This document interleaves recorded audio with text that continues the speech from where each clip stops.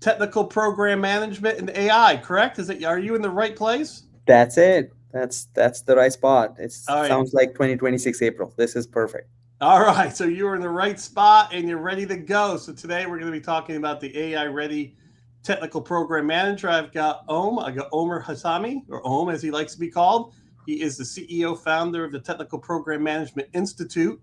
So, kind of a all things technical program management young man. And he's got a lot to talk about in this space. So are you ready to go? Let's do it. Let's do it. Super excited. Great topic. I'm hoping the listeners are going to enjoy this. There's so much work happening in this space. I'm going to start off with a very funny story, if I may. Go ahead. You're going off the you're going off the like the side here. Go I'm for going it. off the Do it. side. I'm going to go Go off ahead. side. So yesterday, one of the top three platforms for LLM companies, right? Mhm. They reached out, and I saw a post about what they are paying technical program managers, Mhm. specifically to lead the initiatives in the Gen AI space. Their TCs are starting at over $1 million.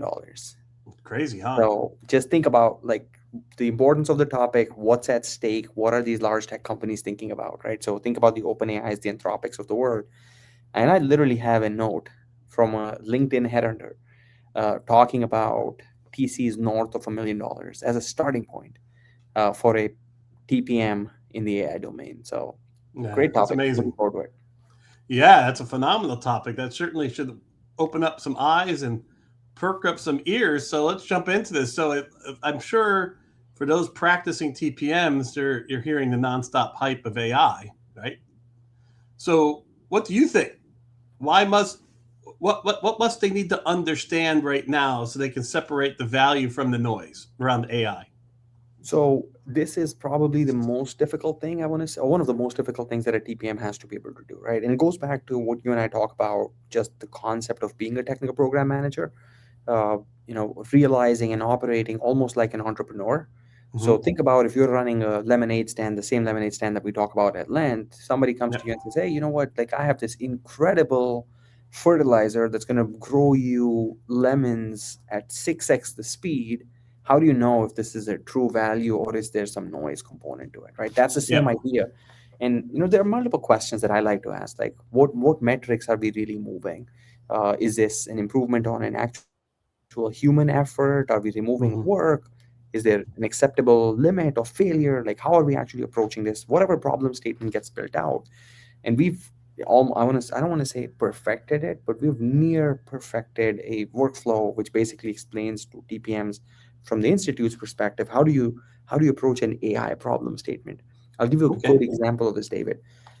Last week, and I know you and I haven't had a chance to chat about this, but last week we're sitting down with a department of data and analytics for a large insurance company. And Mm-hmm. we sit down and somebody comes in and says, hey, you know what? We want to show you a demonstration of a Gen AI agent that will capture release notes for your teams that are doing all your development work for your platforms for claims management, right? Okay. Look at Mm-hmm. these release notes, we look at the summaries, you look at the emails, everyone's super impressed. Now you start digging in, right? That's when you start realizing how much time does my engineering really spend on release notes, Yeah. Is it right? And then worthwhile? is the juice worth the squeeze, That's right? right. Now, the same use case, the same capabilities might save us a lot of hours if the same can be used for our claims processing team, who can then say, hey, like, can I reduce my manual triage time in customer support? Mm-hmm. So what we're seeing quite a bit now in the industry is it's not just a matter of being able to come out and say we are using AI. It's about where are you using AI? What problem is it solving? Which metric are you imperatively improving? Right. So we're seeing a number of different use cases, and as a matter of fact, like I'm going to have someone from the industry who's actually executing a use case in leakage spend management for large Mm-hmm. organizations join us in a couple of weeks. So we should talk about one use case and really think about how do you approach this, right? In AI, wow is easy. It's about Yes, that's a repeat. great point. I like that. But repeat that again. I think people should understand this. Like if you think about it from an AI perspective, right? Wow is easy in AI. Yep. Like I can literally whip out a POC in a matter of hours today. Hours. So the wow is easy. Repeatable, true business value, is 10x harder, right? Because you will try to That's fix a right. problem which you think is my North Star. How are you defining it? How are you making sure that this actually don't just fund the best demo, fund the best workflow economics? That's the decision that technical program managers should help you drive. That's the idea. That's the idea. Which is incredible. Yeah, and I think that definition is something that the TPM is so important to be able to help you drive. A lot of times, David, if you think about traditionally, and you and I have talked about this, the industry probably is also recognizing this quite a bit. We've relied heavily on our product partners, our business partners in large organizations to be able to drive, hey, what is the definition of good? What does good look Hmm. like? What is my product vision? All of those things, great. But you're not just looking at it from that perspective anymore. Because, David, think about the chair that I'm sitting on, the table that my laptop's on. We've known these tables to have four legs for the longest period of time. Now, if somebody comes in and says, I have a product vision for a table that has six legs, as a Hmm. TPM, I have to question this and I have to say, okay, what value is it really driving with those two additional legs, Yep. right?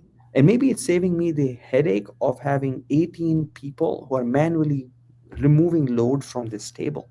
It's the Hmm. same concept, like being able to, like I've said this several times in my talks.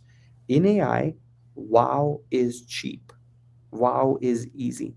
Hmm. In beatable, business value is 10x harder. And So that's let's what get into that. So when you're looking at a technical program manager, then, so a lot of times you work on non AI projects, but you also work on AI projects. So what's the yeah. differences? So like you're definitely stating one of the first differences is you got to watch out for the wow factor over the value factor, right? You got to be much more attuned to understanding, okay, how is this going to deliver? Why are we even doing this? Because they can get expensive really fast. But what are some of the other differences that a technical program manager dealing with an agentic or Gen AI project to have to deal with compared to a typical software project? Another great question, David. The way I always think about it, the biggest difference between the two, a traditional program, a traditional software development effort versus a platform or Gen AI type of an initiative. One is deterministic behavior, Mm-hmm. where you're defining, hey, this is my output, this is my acceptance rate. This is what traditional Agile was all about with respect to traditional software development, right? Writing features, stories, epics, being able to come back tied to an acceptance criteria, deterministic behavior. When we talk about AI, it's probabilistic behavior because you're essentially building on the data science, right? There is not necessarily a true exit criteria. There is not necessarily a true be it all acceptance criteria. It Mm-hmm. evolves a lot more. The success criteria for the two types of programs are different. In traditional software development, you can define the correctness super crisply, right? In Gen AI, you need to find a balance between correct, accuracy, cost, latency, safety, trust, governance, risk, all those different parameters are at stake, right? So the difference between deterministic versus probabilistic, like you have levers, Hmm. multiple levers that you need to be able to pull. The Interesting. other That thing means that, that there's a little bit more uncertainty as to what the outputs are going to be in your agentic e- projects. That's one, exactly, right?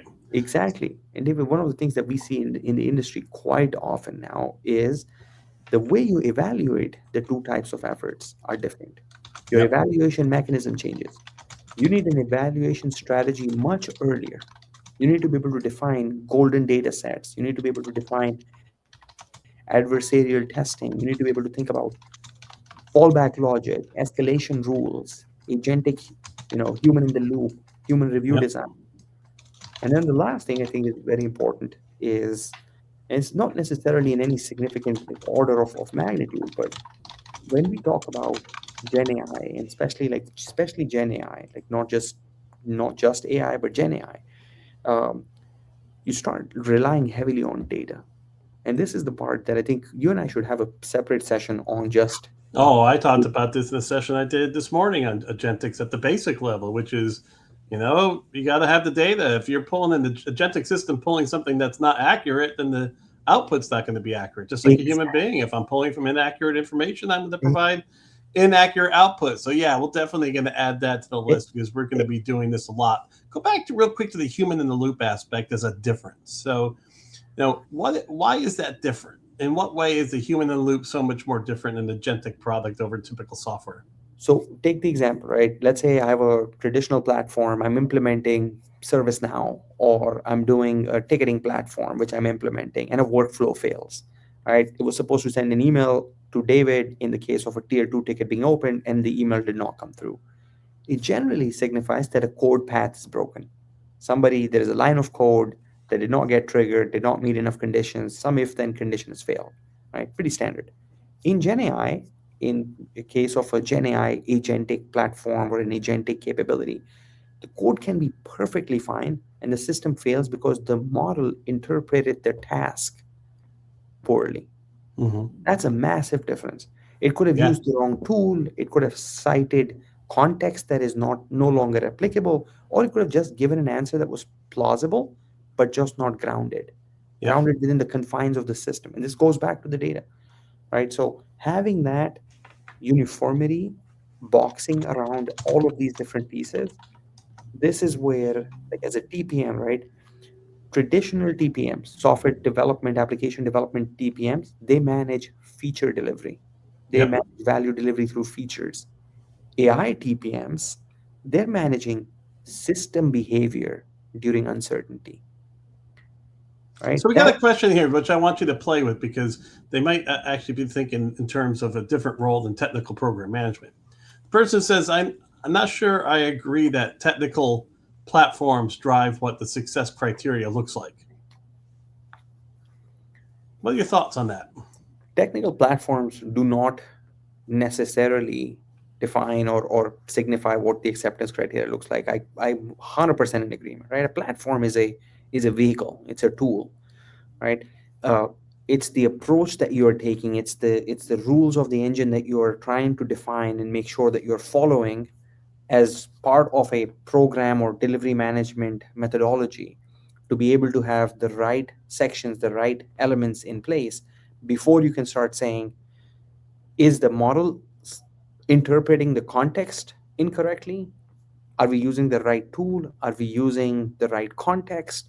If you look through even the most standard implementations, what's the number one utilization that we are seeing at the enterprise level of organizations who've started enabling Gen AI for their workforce?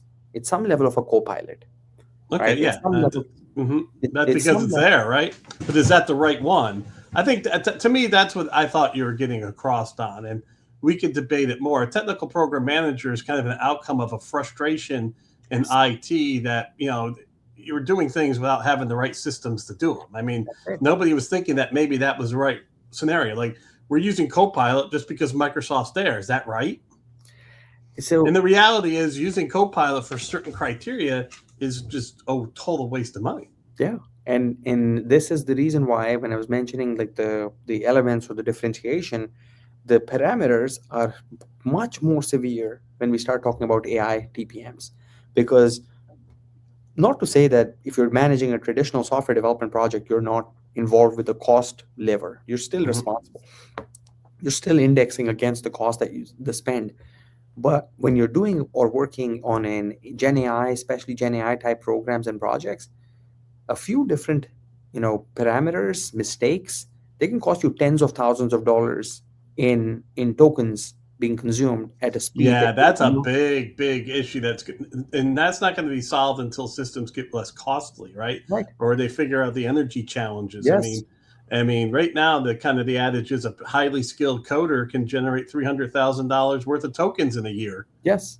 Depending now, if someone's more efficient, then they might generate less. But Yes. I mean, add that to the $1 million it costs to hire them. That's right.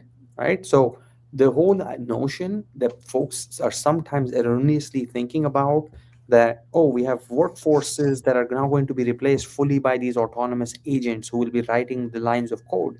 Sure, maybe there are some benefits and then there are some drawbacks. But if someone is expecting the number one reason why this will happen is because the cost offset is done, then I think we need to do a session on tokenomics, because then we can Yeah. actually talk about how actual cost comes in for Yeah, our listeners. tokenomics. I love that. It's going to get more and more important, and that's a, I was just reading an article that talked about CFOs are more and more and more involved with the generative AI choices Yes. because it's a distributed buy, not a centralized buy.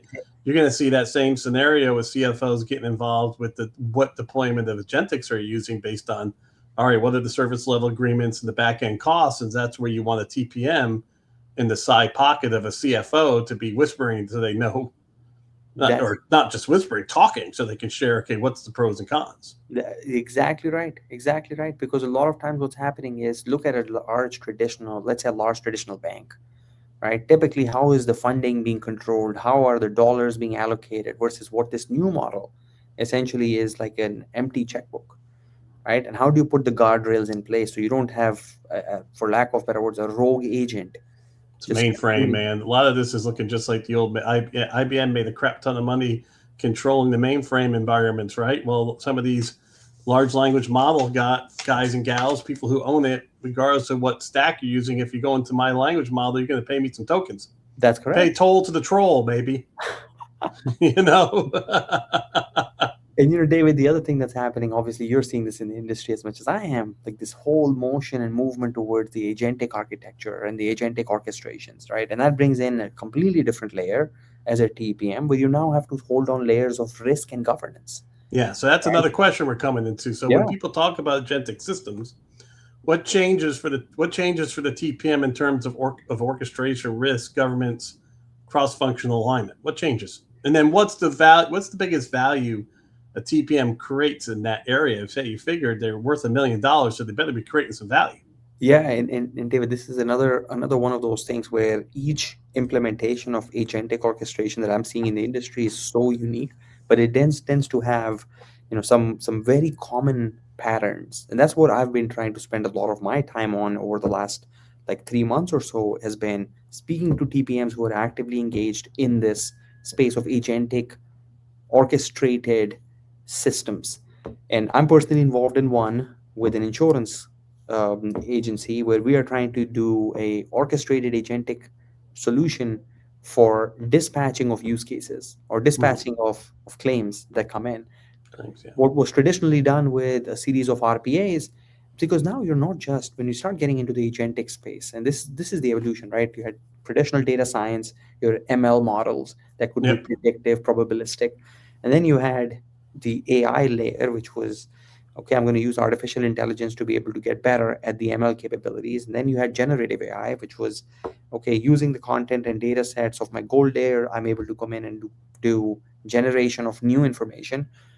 Now we're at this agentic capabilities where we are not just looking at it about creating and monitoring a model's response, an LLM's response, but now you're creating a system that can plan, act, monitor, observe, and then learn and iterate, right? If you look at OpenAI or Anthropic, they look at agents in practice as systems that combine models, tools, workflows, control loops, right? Yep. They try to, this is a ecosystem at this point. So from a TPM perspective, and we're doing this right now, and maybe in one of the next calls, I'll anonymize some of the information so we can actually look at a chart and we can actually see how the different elements talk to each other, what pros and cons come in, how decisions get inferred. But Yep. think about a TPM not only needing to understand the end-to-end graph, what each agent does, what tools it calls, what human approval is required, what happens if a subtask fails. Not just that, but then being able to understand what is the risk associated with each of them, right? Because you may have a bad summary, like the most classic one that we are seeing in the industry, right? The call centers.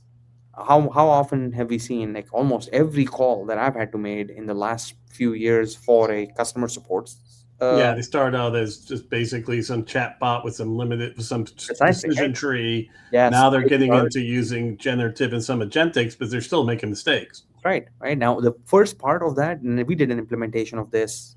Google has its own capabilities in this space. There was an implementation that we were involved in, and what we noticed was the first part of the call is intent recognition. If someone is calling, are they pissed off? What are they pissed off about? What is the complaint? Is it a complaint? Is it a praise? Like intent recognition, right? And then a part of that orchestration there is the summarization, right? So let's say the summary that I'm getting of a phone call that David makes to, let's say you called Uber because your driver ran away, or you had a bad experience with your Mhm. driver, right? So the summary, a bad summary is annoying, right? But sending the wrong emails, then updating the wrong ticket or approving the wrong claim for that, that's not a annoyance anymore. That's Yeah. an operational risk, Hmm. right? Amen. This is the difference. When I'm using Gen AI today as an individual person, I'm sitting in a meeting notes come out, meeting Yeah. notes, transcribe everything, and they give me the summary. If the bad summary, I can go and edit it. But the moment you have the agentic capabilities where it's not You can just only check every once in a blue moon. It depends on your human in the loop scenario. us, No, you're making great points there. It's like, there are going to be some significant mistakes made based on, yes, how these things are implemented and where the watchful eyes are. yes. Before we go any deeper, one of the folks had a question is where is the decision to use deterministic versus probabilistic approaches made? Yeah, great question again, right? So deterministic versus probabilistic. It depends on an organization to organization basis. So when we're looking at, I'm going to speak on both sides, and for those who are in the industry with us, you're seeing a big shift between your technical organizations. Think about your Anthropics or your OpenAIs, your Alphabets of the world, versus the not necessarily the non-technical organization, but more the adopters, I would say, who are using technology to drive their main business. You're an oil and gas conglomerate, you're a utility company, you're an energy There's or always been a level of differences between those two, by the way, even back in the networking days, right? You had the people who use the technology and the people who build the technology. that's absolutely right, right? That's absolutely right. And again, I've spoken with enough in boardrooms, in C-level exec forums, where it's not a pass at someone if you're a user of a technology, right? You're using this to do your primary mode of business, right? Which is great. Probabilistic versus deterministic. This is the most appropriate intersection between, in large non-tech organizations, the users of organizations who are using Gen AI, between your data science, AI, ML teams with your traditional software development teams. That's the intersection there. Now, I've seen this in various different org charts structured differently. Think of a traditional organization, a highly matrixed organization. David is the head of data and AI, and David's org consists of data scientists, AI engineers, machine learning engineers, right? You have that whole vertical under David. Sally has the organization for traditional application development, software development. That's where the marriage comes in when a business partner, when a product group comes in and says, hey, you know what, we are trying to achieve an outcome of, let's say, last year, we as a business had $30 million in leakage Mhm. in unpaid invoices. We want to solve that problem. How do we go about doing this?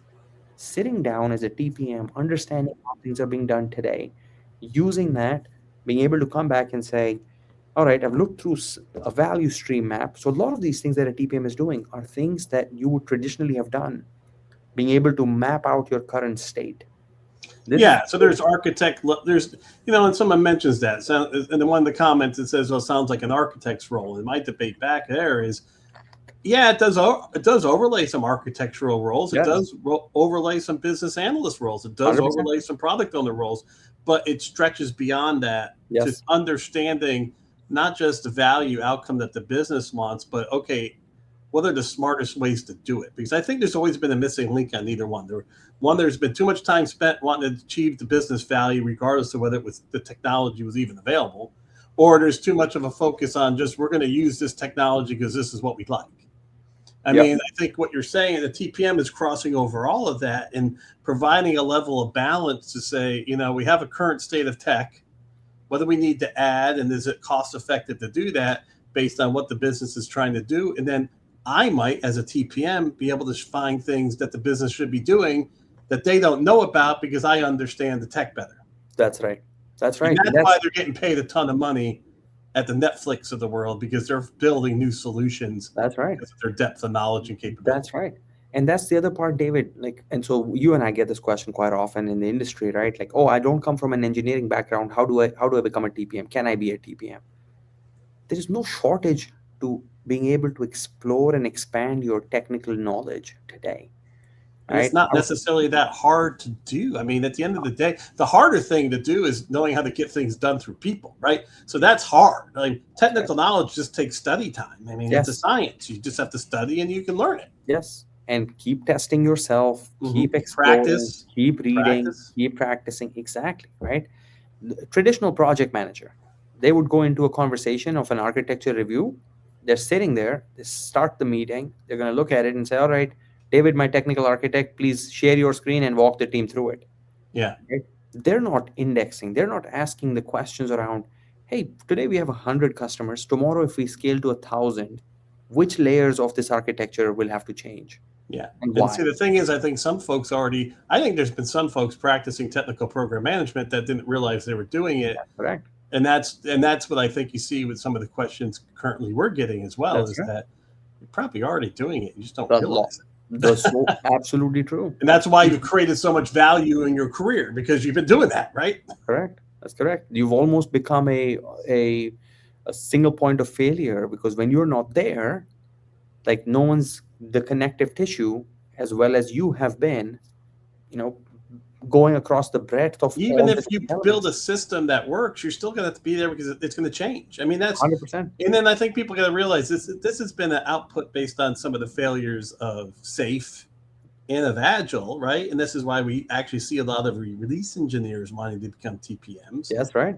because you don't need all that overhead. You just need a functioning person who can go across That's correct. using This is some of the parts, using the product owner group and using the business driver group and correct. using the business analysis group, but being able to weave better because even an architect is kind of a single point that doesn't That's cover correct. everything. That's correct. And typically, if you think about it, right, like in a traditional application team, the architects generally get involved with the initiation of a program or a project.